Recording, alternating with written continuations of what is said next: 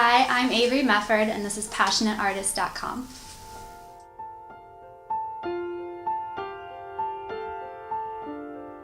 I'd say my passion for painting came from my parents. They're both artists, and they met doing different design work. And so my dad was always the kind of person who would take any project I was interested in and run with it. So when I was really little, I wanted to set up art shows or like little cupcake stands or anything to get my art out there and show it to other people, and he took me really seriously. I remember in my hometown we used to have an art show down the street, and so he would let me set up an art show on the grass and sell my art. He was a little upset when he found out I was selling my art for a lot of money, but some of my neighbors bought it, so they must have liked it a lot. I started painting wine bottles about 10 years ago. My high school art teacher assigned a project where we had to pick our favorite artist, and mine was Mary Cassatt. And then we had to create one of her paintings in a circular way on the wine bottle. So this is the piece I did in high school, one of my favorite Mary Cassatt paintings. And on the back, the challenge was to make it connect flawlessly and look like the original artist would do it. And then match all the colors and the image exactly to the real painting. So this is how I started out painting. A piece usually takes me about 3 weeks, but that's not every night. So hours total?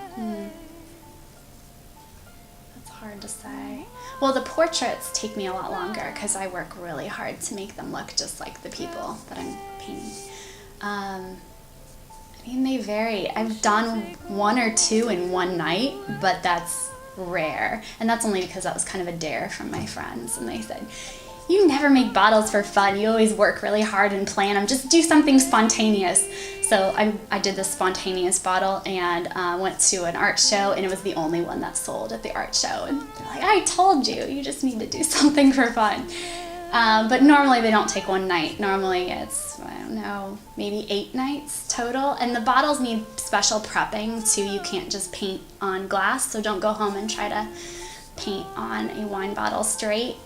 They do need to be treated and stuff first to receive the paint and have it stick. So I've been painting for 10 years, but I've only been selling my art since 2007.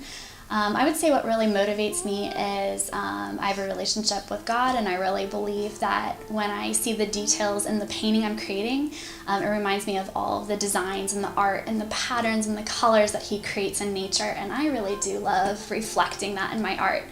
I'd say too, I'm also motivated by reaching people and touching their lives in this way, and a piece of art that sits in your house or on your mantle for years to come is a way you can always look back there and see the different things that affect you personally. So a lot of my pieces, for example, with the wedding bottles, I like to incorporate as many details about the couple as I can into the bottle and have the overall feel of the bottle really reflect who they are.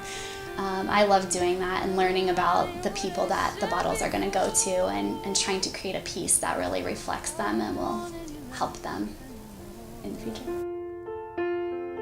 You are carbon and I am flame. It's called the Bread and the Blood, and it's a take that I did on Christmas last year. And so what it is it's a piece with Mary as the center. And everything about the bottle makes you want to focus on Mary. Just like in modern day Christmas celebrations, all we want to do is focus on the pretty things of Christmas, the decorations and the gold. Actually, in this bottle I have 18 karat gold painted around Mary, and she's just colorful and pretty. And then there's Jesus at her feet, and He looks scruffy and He looks Middle Eastern, and He's like this child who is reaching out to the other side of the bottle. And when you turn the other side of the bottle, you see that it's a map of modern day Bethlehem.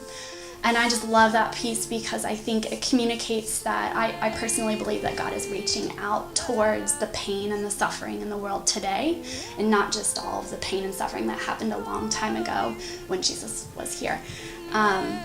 So, we're focusing on all the beautiful things of Christmas, but God is still focusing on the pain and the heartache and trying to reach people with His love. So that's one of my favorite pieces.